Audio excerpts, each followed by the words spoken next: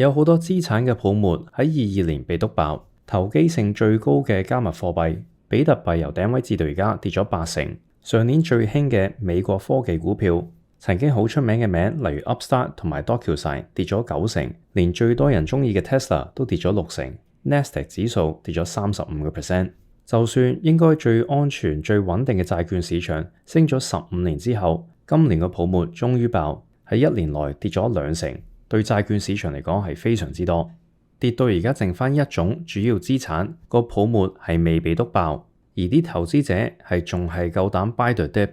呢個資產就係個樓市。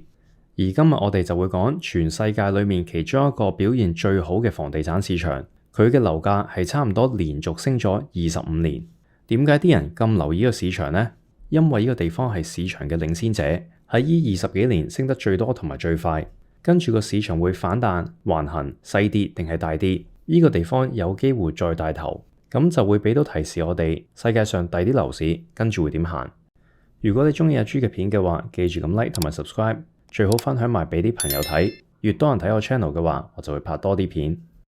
我講緊樓市最熱門嘅地方就係加拿大。佢嘅樓價喺25年比起第二啲發達國家係升得最多，升咗553%。而喺呢個國家裏面最熱門嘅市場就係多倫多。點解佢升得咁多呢？有幾個因素啦。第一係金融風暴之後，大量嘅西方國家都做 quantitative easing 量化寬鬆，令到個樓市喺08年之後加速咁升。第二個原因，因為加拿大嘅樓市冇好似美國同埋第二啲地方咁受到金融風暴影響。當時加拿大係冇乜嗰啲 subprime mortgage 啲次按按揭，佢嘅銀行冇輸好多錢，要政府救，所以喺07、08年嗰時咧，加拿大個樓市係冇跌得咁犀利，令到佢25年嘅表現，即係由97年開始更加強。第三個原因，因為加拿大嘅人口喺有錢國家嚟講係增長得快，喺大部分 developed countries，利用人我嚟創造人，我嚟增加個人口，已經係差唔多唔夠快，我嚟補充死佢嗰啲。所以好多有錢嘅國家個人口已經冇增長，例如日本咁，除非佢哋好接受新移民，而日本就絕對唔係咁。加拿大就係佢嘅相反，例如喺將來嗰3年，佢係打算每年接受50萬個新移民，而加拿大嘅人口呢，現時係3800萬。所以每一年淨係通過新移民會令到個人口增加 1.3%。啲人搬到嚟之後要買樓，咁就造成需求，令到樓價上升。而第四個原因係因為個樓市升咗咁多年，啲人見到喺度咁容易賺錢就堆埋入嚟，所以就搞到佢過熱。因為種種原因就搞到加拿大嘅樓，尤其是多倫多嗰啲喺呢20幾年裏面升咗好多。但係開心嘅時間完啦，由今年3月開始個市場終於調整。暫時跌咗10幾個%，但係如果利息繼續維持喺而家咁高嘅水平耐啲嘅話，咁就有可能導致樓價再跌得深啲。利息維持喺高嘅水平有咩問題呢？第一，佢會影響到新買樓嘅人；第二，會影響已經有樓嘅人，然後佢哋做咗第2或者第3按，我嚟喺層樓度褪啲錢出嚟。呢個做法喺疫情嗰時好普遍。當時有啲人屋企收入少咗，但係樓價反而升，所以佢哋就做 remortgage 喺層樓度褪啲錢出嚟，我嚟幫助個支出。但係 remortgage 或者 refinance 嘅 term 係短期，通常係1至到5年，所以本來睇落去好傻。refinance 嗰時咧，淨係要俾呢幾息，但係而家 interest rate 突然之間加咗3個幾%，所以當佢到期之後咧，新嘅 interest rate 就變到5個幾%。跟住我講一個真嘅故事。有一日，我同阿豬媽出街食 lunch， 我哋喺多倫多，咁嗰日咧，我哋就去咗間韓國嘅餐廳食啲 kimchi 豆腐煲。坐咗喺我哋附近就有2個男人，大概30零歲，一個好頹得嚟又唔覺意自己講嘢比較大聲，所以我坐喺佢隔幾張台咧都好清楚咁聽到佢呻緊咩。而佢投訴緊嘅咧就係近排佢個按揭個息加咗好多，加到佢而家係唔夠錢還個 mortgage。即係本身嗰個 mortgage repayment 每個月係3000幾蚊，而佢個收入係4000，已經係推到好盡㗎啦。仲要有幾百蚊係俾老婆。而家個利息升咗，個 repayment 要增加，變咗佢係冇辦法還到呢個錢。咁佢個朋友都忍唔住問：你借錢嗰時冇諗過銀行會加息，而加息嗰時對你會有咩影響嘅咩？然後好頹嗰個男仔就答：我冇諗過啊，我以為銀行做咗啲 stress test，嗰啲壓力測試就代表就算佢加息嘅話，我都會還到錢啊嘛。同埋樓價升得咁犀利，如果我再等唔買嘅話，佢再升高啲，我點算啊？佢一度解釋，我都 feel 到佢隨時會爆喊，所以避免尷尬嘅場面，我同阿豬媽好快脆咁食完個餐就走咗。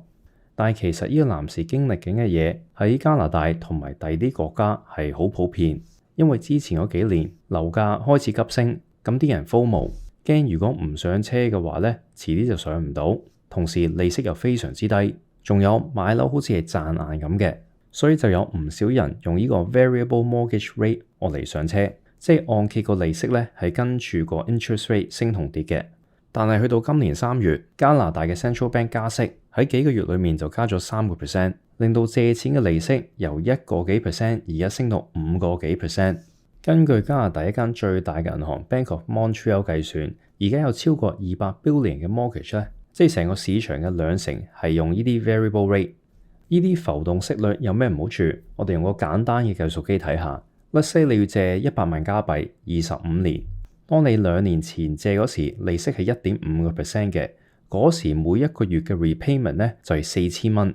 但係而家利息升到5點幾%，咁就會令到每個月嘅 repayment 變成6200蚊，即係升咗55%。成年咁睇嘅話，本來係48000，而家就升到74000。而加拿大人一個 household 嚟講，平均嘅收入咧係講緊係8萬蚊加幣。所以當個 mortgage repayment 由48000升到74000，呢個係個好大嘅增加。唔係個個人都會有多餘嘅錢我嚟還呢個 mortgage， 就算有能力還，大部分人都會要減少第二啲支出，我嚟留翻多啲錢我嚟交個 mortgage。如果唔係唔好彩嗰啲，即係本身淨係賺緊5萬幾，而個 mortgage 已經還4萬幾，而家突然之間去到7萬，佢根本冇呢個錢還嘅話，咁嗰啲人就逼住要賣層樓。而當啲人逼住要賣層樓，壓低個樓價嘅話，第二啲喺同樣情況嘅人就會受到更加高嘅壓力。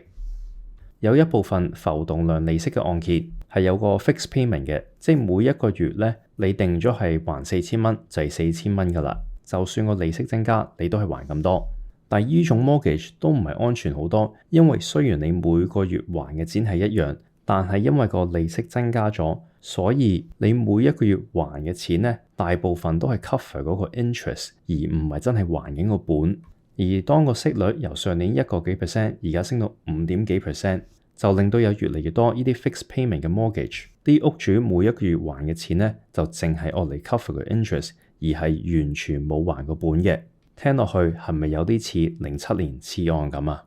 另外仲有一樣嘢叫做 trigger rate， 即係代表每一個月嘅 repayment 咧，如果係冇冚個本嘅話，個銀行就有權要增加每一個月還嘅錢。即係就算你本身係 fix 咗每一個月還4000咧，當你去咗個 trigger rate 之後，借錢俾你間銀行係有權叫你每個月還多過4000。喺最近加拿大 Bank of Canada 11月嗰時出咗一個報告。而家有3/4嘅 variable rate mortgage 咧係用呢種 fixed payment 嘅，而有一半呢啲 fixed payment 嘅 mortgage 咧已經 hit 咗佢哋嘅 trigger rate 噶啦。如果利息繼續增加嘅話，去到下年咧有超過60%嘅呢種 mortgage 會 hit 佢哋嘅 trigger rate。咁你幻想到當呢啲按揭 hit 個 trigger rate 之後，銀行逼啲人要還多啲錢，個效果會點樣？有唔少人借錢嗰時，聽到 fixed payment 就真係以為每一個月俾呢個錢就係呢個錢，佢哋可能冇幻想過銀行加息到一個程度，會令到佢哋將來每一個月要還多啲錢嘅。但係因為佢哋 FOMO，見到個樓市升得好犀利，驚自己蝕底，所以喺最近嗰2年，當所有嘢都升緊嗰時，股票啊、crypto 啊、樓市升緊嗰時咧，佢哋就追買，但係自己個收入淨係啱啱夠錢還個 mortgage 嘅啫。所以如果喺嚟緊嗰年有更加多按揭去到呢個 trigger rate，而銀行真係要逼呢啲人還多啲錢啦，而有一部分嘅人咧又真係冇錢還，被逼要賣層樓，咁就會增加市場嘅供應。而當大家爭住要快啲賣層樓嚟籌錢嘅話，咁就有機會會壓低個樓市，導致一個更加深嘅調整，或者令到個泡沫爆。假如個樓市 bubble 真係爆嘅話，咁會有咩影響呢？當房屋嘅價錢急跌，佢嘅影響力係大過當股價跌。首先最直接受到影響嘅咧，就係借咗錢買樓嗰啲人啦。有啲人會蝕錢，其中一部分仲會負資產。就算唔係咁差，仲係賺緊錢嘅，但係賺少咗，呢度會有個 negative 嘅 wealth effect， 財富效應，即係當啲人覺得自己有錢咗，例如揸住層樓，然後個樓價升咗3成，喺紙上身家增加咗，然後因為覺得自己有錢咗而令到佢使多啲錢，呢個就係財富效應。而相反 negative 嘅 wealth effect 呢，就係當你覺得自己冇咁有錢，即係見到層樓個價錢跌咗2成，覺得自己窮咗啦，然後就令到你使少啲錢。個影響力有幾大呢？一個人嘅 marginal propensity to consume 係大概3至5仙，即係當一個業主個樓價升咗1蚊呢，咁就通常代表佢哋會使多3至5仙，即係3至5% 啦。但係平均嚟講，同一個人當佢嘅股票升咗1蚊呢，佢哋只係會使多0至3仙。所以你見到樓價升同埋股價升，令到人使嘅錢嘅分別呢係唔同嘅。調轉又一樣啦，當樓價跌嘅話，佢對消費者嘅影響呢會係大過當股價跌。而當消費者使少啲錢，會有咩影響呢？就係賣嘢俾消費者嘅公司會賺少咗錢。第二，樓價跌有咩影響呢？你諗下啲發展商，佢哋見到樓市調整嘅話，佢哋仲會唔會起咁多樓呢？當然唔會啦。但係發展商係經濟嘅一個大部分，佢哋唔單止要請勞工我嚟幫助起樓，佢哋仲要買材料啦。而賣材料公司佢哋又要請勞工，起完之後仲要買電器、家私，然後金融機構又要賺錢啦。例如銀行會出 mortgage， 驗疏公司會賣驗疏，買賣樓嗰時，地產商嘅 agent 又會賺錢。所以成個地產行業對一個地方係好重要嘅。例如喺加拿大嚟講，同地產有關嘅行業係等於個 GDP 嘅10幾個 percent。所以你幻想到，如果個樓市有個深嘅調整，而發展商冇信心，決定唔起咁多樓嘅話，咁樣對成個 economy 成個經濟呢會有一定嘅打擊。而如果經濟受到打擊，然後同時消費者又使少咗錢，所以令到啲公司賺少啲。咁遲早啲公司呢就要炒人噶咯，炒咗人之後呢，啲人仲使少啲錢，跟住個惡性循環就繼續落去。除咗加拿大多倫多之外，而家仲有咩樓市係危險嘅呢？澳洲同埋英國都好興用浮動量利息嘅按揭，例如喺澳洲近幾年呢，差唔多所有 mortgage 都係用呢個 variable rate 嘅，因為近幾年個利息好低，所以如果用個浮動量利息嘅話呢，就會抵好多。英國嘅情況差唔多，嗰邊就興 fixed term 2至5年，但係完咗之後個按揭就會轉做一係浮動量利息，或者 refinance 一個新嘅利息率。換句話，到期之後個息率就會增加。而而家嘅預測呢，就係今年會有大概60萬個呢啲咁嘅 fixed mortgage 要做 refinancing 嘅，而去到23年呢，就有180萬個呢啲 fixed rate 嘅 mortgage 要做 refinancing。所以喺呢方面，歐洲同埋英國都幾高危。除此之外，我哋仲可以睇一個嚟自投資銀行 UBS 今年10月出嘅報告。個報告個名係 Global Real Estate Bubble Index， 去睇環球唔同嘅城市，然後 list out 邊啲地方呢而家係高危嘅。而家最高危第1名嘅呢，就係多倫多，第二啲我哋留意嘅城市喺第5係香港。不過你見到左邊個下箭嘴呢，代表佢個 ranking 已經跌低咗。咁唔出奇啊，因為香港嘅樓市喺近幾年係跌，但係環球樓市咧仲係升嘅。而喺第6名就係加拿大嘅 Vancouver， 倫敦係第16，美國嘅城市冇咁高，三藩市喺17，紐約20。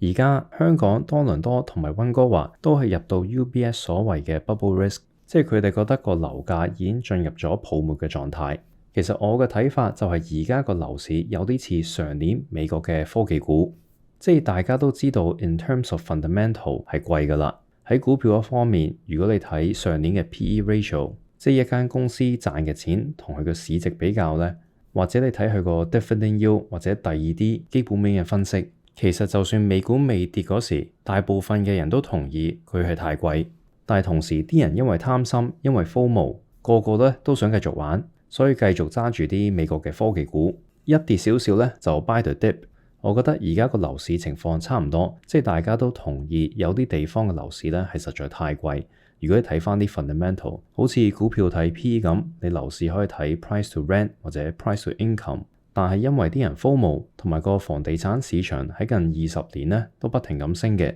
所以就導致啲人對個市場好有信心，見到佢一跌就買，仲好想 buy the dip。但係佢下年會唔會好似美國股票今年咁呢？同埋如果加拿大多倫多個市場，即係可以話環球 real estate 市場個 leader，如果佢嘅價錢都急跌嘅話，咁係咪代表所有樓市下年都冇運行呢？我諗我哋去到23年，好快就會知道。呢條片好睇或者幫到你嘅話，記住撳埋 like 先走。今日咁先，下次再見。